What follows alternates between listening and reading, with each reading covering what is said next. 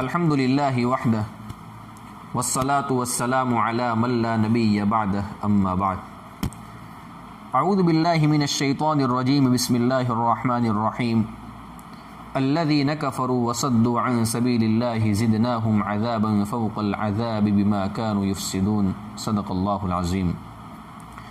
معزز سامعین، اللہ کے رسول صلی اللہ علیہ وسلم نے ایک حدیث مبارکہ میں ارشاد فرمایا، المسلم من سلم المسلمون من لسانہ و یدہ، جس کا خلاصہ یہ ہے کہ مسلمان وہ ہے کہ جس کی زبان کی تکلیف سے، جس کے ہاتھوں کی تکلیف سے دوسرا مسلمان محفوظ رہے، دوسرے مسلمان کو تکلیف نہ پہنچے۔ عام طور پر ہم دنیا میں دیکھتے ہیں کہ تکلیف جو پہنچائی جاتی ہے وہ ہاتھوں سے پہنچائی جاتی ہے۔ سوال یہ ہوتا ہے کہ اللہ کے رسول صلی اللہ علیہ وسلم نے اس حدیث مبارکہ میں زبان کا ذکر پہلے کیا ہے اور ہاتھوں کا ذکر بعد میں کیا ہے، وجہ کیا ہے؟ علماء نے اس سلسلے میں جو باتیں لکھی ہے اس کا خلاصہ میں آپ حضرات کی خدمت میں پیش کروں۔ علماء فرماتے ہیں کہ اگر انسان کسی کو تلوار کے ذریعے سے زخم دے، جو کہ ہاتھ کا استعمال ہوتا ہے اور ہاتھوں کے ذریعے سے اس کو زخم دیا جاتا ہے، علماء فرماتے ہیں کہ وہ زخم بھر جاتا ہے، لیکن زبان کے ذریعے سے جو زخم دیا جاتا ہے وہ دل کے اوپر لگتا ہے اور وہ بھرتا نہیں ہے۔ نمبر 2، ہاتھ سے تکلیف پہنچانا یہ مشکل ہوتا ہے اور زبان سے تکلیف پہنچانا یہ آسان ہوتا ہے۔ نمبر 3، ہاتھ کے ذریعے سے انسان ان لوگوں کو تکلیف پہنچاتا ہے جو سامنے موجود ہوتے ہیں، لیکن زبان کے ذریعے سے بندہ ان لوگوں کو بھی تکلیف پہنچاتا ہے جو یا تو پہلے گزر چکے ہیں، قبر میں جا کے سو چکے ہیں، جو مر چکے ہیں، جو دنیا سے چلے گئے ہیں، یا جو آئندہ زمانے میں آنے والے ہیں۔ زبان کے ذریعے سے بندہ ان لوگوں کو بھی تکلیف پہنچاتا ہے۔ اس لیے میرے دوستو، ہم اپنی زبان کے اوپر بہت کنٹرول رکھیں، زبان سے کسی کو تکلیف نہ پہنچائے۔ آج ہم ہمارا ماحول دیکھ لیں، آج ہم ہماری زبان کے ذریعے سے ہمارے والدین کو تکلیف پہنچاتے ہیں، ہماری بیوی کو ستاتے ہیں، ہمارے بچوں کو ہم گالیاں دیتے ہیں، ہمارے بھائی کو ستاتے ہیں، بہن اپنے بھائی کو ستاتی ہے، بھائی اپنی بہن کو اپنی زبان کے ذریعے سے ستاتا ہے، تکلیف پہنچاتا ہے۔ یہ بہت بڑا جرم ہے۔ کتابوں میں لکھا ہے، یزید ابن شجرہ رحمۃ اللہ علیہ فرماتے ہیں کہ جیسے سمندر کے ساحل ہوتے ہیں، سمندر کے کنارے ہوتے ہیں، اسی طرح جہنم کے بھی ساحل ہے، جہنم کے بھی کنارے ہیں، اور ان کناروں کے اوپر کنویں ہیں، اور اس کے اندر بلائیں ہیں، مصیبتیں ہیں، سانپ ہیں، اور فرماتے ہیں کہ وہ سانپ کیسے ہیں؟ جیسے بختی اونٹ ہوتے ہیں، اور وہاں پر بچھو ہیں جو مادہ کھچر کے مانند بھاری بچھو ہیں۔ جب دوزخی یوں سوال کریں گے کہ ہمارا عذاب کم کر دیا جائے، تو انہیں حکم ہوگا کہ تم ایک کام کرو، جہنم کے کناروں پر چلے جاؤ، ساحلوں کے اوپر چلے جاؤ۔ جب وہ وہاں پر پہنچیں گے تو جو وہاں پر جو عذاب ہوگا، جو بلائیں ہوگی، جو مصیبتیں ہوگی، ان کے جبڑوں کو اور ان کے پہلوؤں کو وہ پکڑ لے گی، اور جسم کے جس عضو کو اللہ تبارک و تعالیٰ چاہیں گے اس کو پکڑ لے گی۔ اس کا نتیجہ کیا ہوگا؟ اس کی وجہ سے ان کا جسم ٹکڑے ٹکڑے ہو کر نیچے گر پڑے گا۔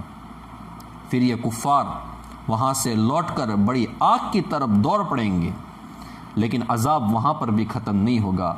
وہاں پر آنے کے بعد ان پر کھجلی کی بیماری مسلط کر دی جائے گی۔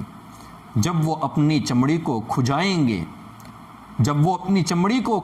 گے تو اس کی وجہ سے ان کی ہڈیاں ظاہر ہو جائے گی، گوشت نیچے آ جائے گا اور وہ گر پڑے گا۔ پھر ان سے کہا جائے گا کہ تم لوگ جانتے ہو کہ یہ تکلیف تمہیں کیوں دی جا رہی ہے؟ تو ان کو بتایا جائے گا یہ تکلیف تمہیں اس لیے دی جا رہی ہے کہ تم نے دنیا کے اندر مومنوں کو ستایا تھا، مسلمانوں کو تکلیف پہنچائی تھی۔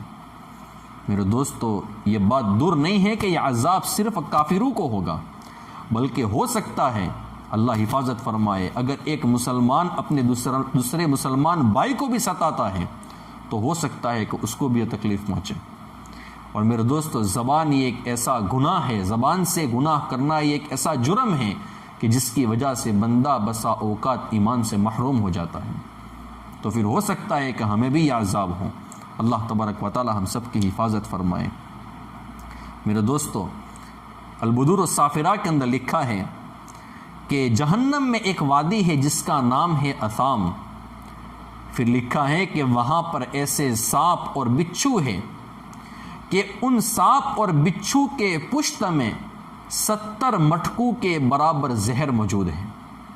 دنیا کے اندر ایک چھوٹا سا بچھو ہوتا ہے، ایک سانپ ہوتا ہے، کبھی کبھار وہ ڈس لیتا ہے تو بندے کی زندگی کے لالے پڑ جاتے ہیں، بندے کی زندگی خطرے میں آ جاتی ہے۔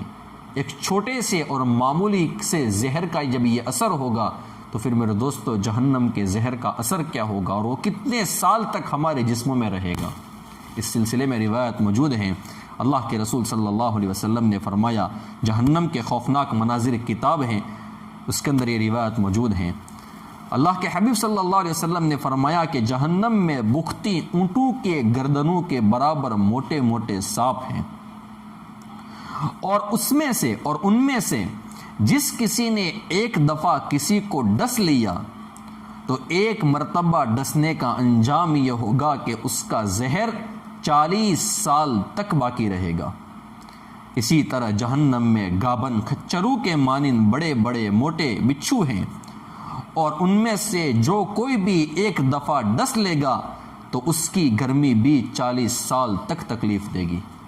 ایک مرتبہ میرے دوستو ڈسنے کا یہ انجام ہے، پھر یہ جب عذاب ہمیشہ ہمیش کے لیے رہے گا تو اس کا انجام کیا ہوگا؟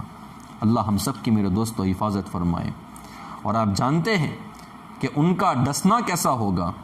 حضرت مجاہد رحمۃ اللہ علیہ فرماتے ہیں کہ جہنم میں کالے کھچر کی طرح بچھو ہیں، اور ان کے جو ڈنک ہے وہ نیزو کے مانند ہے، اور ان میں سے جو بھی کافر کے سر پر ایک مرتبہ ڈس لے گا تو اس کا گوشت جڑ کر اس کے قدموں میں آ کر گر جائے گا۔ میرے دوستو اللہ ہم سب کی حفاظت فرمائے، اپنی زبان سے کبھی کسی کو تکلیف نہ دیں، ہمیشہ ایمان پر خاتمے کی دعا بہت کریں، چونکہ کبھی کبھار ہم زبان سے کوئی ایسا جملہ بول دیتے ہیں جو اللہ تبارک و تعالیٰ کو پسند نہیں آتا ہے، اللہ تبارک و تعالیٰ ناراض ہو جاتے ہیں، جس کی وجہ سے بندہ ایمان سے محروم ہو جاتا ہے اور جہنم میں پھر اس طریقے سے عذاب کے اندر ہمیشہ ہمیش کے لیے مبتلا ہونا پڑے گا۔ اللہ تبارک و تعالیٰ ہم سب کی حفاظت فرمائے۔ اللہ تبارک و تعالیٰ ہمیں اپنی زبان کی حفاظت کرنے کی توفیق عطا فرمائے، اور جہنم کے ہر قسم کے عذاب سے اللہ تبارک و تعالیٰ ہماری حفاظت فرمائے۔ دنیا اور آخرت میں اللہ تبارک و تعالیٰ ہمیں اپنی کامل رضا عطا فرمائے۔ آمین یا رب العالمین۔ وآخر دعوانا ان الحمد للہ رب العالمین۔